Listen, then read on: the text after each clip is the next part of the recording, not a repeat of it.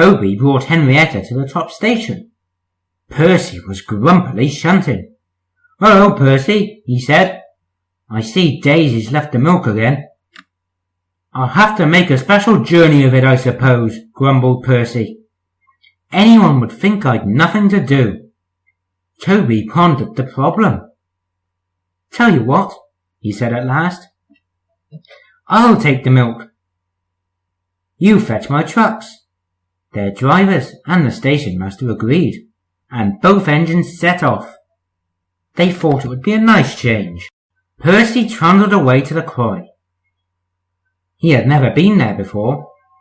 "It's steep," he thought, "but I can manage. Trucks don't dare to play tricks on me now." He marshalled them in a lordly way. "Hurry along there," he said, and bumped them if they dallied. The trucks were annoyed. "This is Toby's place," they grumbled. "Percy's got no right to poke his fun up here and push us around." They whispered and passed the word. "Pay Percy out." At last they were all arranged.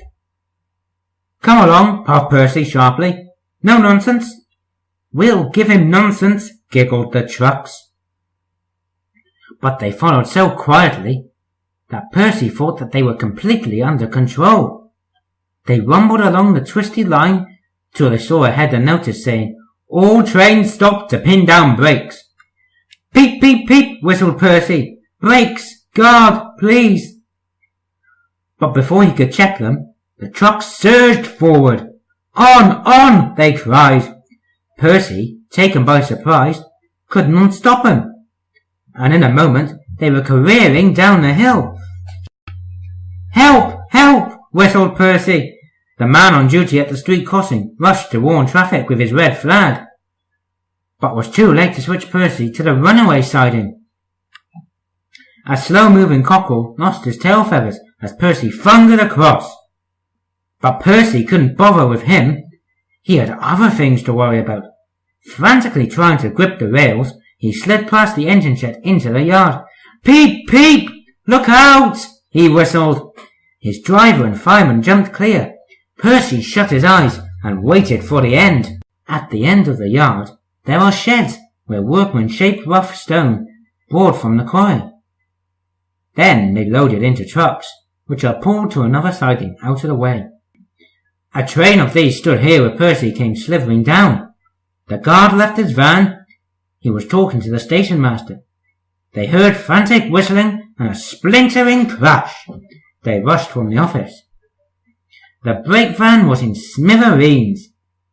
Percy, still whistling fit to burst, was perched on a couple of trucks, while his own trucks were piled up behind him. The Fat Controller arrived next day. Toby and Daisy had helped to remove most of the wreckage, but Percy still stood on his perch. "We must try now," said the Fat Controller crossly, "to run the branch line with Toby and the diesel. You have put us in an awkward predicament." "I'm sorry, sir." "You can stay there," the Fat Controller went on, "till we are ready. Perhaps it will teach you to be careful with trucks." Percy sighed. The trucks wobbled beneath his wheels. He quite understood about awkward predicaments.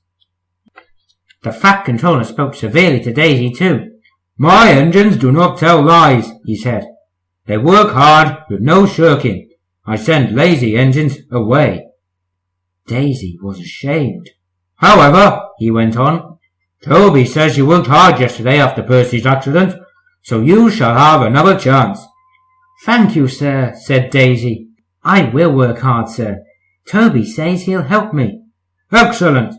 What Toby doesn't know about branch line problems," the Fat Controller chuckled, "such as, bulls, isn't worth knowing. Our Toby's an experienced engine." Thomas came back next day, and Percy was sent to be mended. Annie and Clarabel were delighted to see Thomas again, and he took them for a run at once, because they hadn't been out while he was away. Thomas, Toby, and Daisy are now all friends. Daisy often takes the milk for Thomas, and when Toby is busy, She takes Henrietta. Toby has taught Daisy a great deal. She sheared a cow off the line all by herself the other day. That shows you, doesn't it?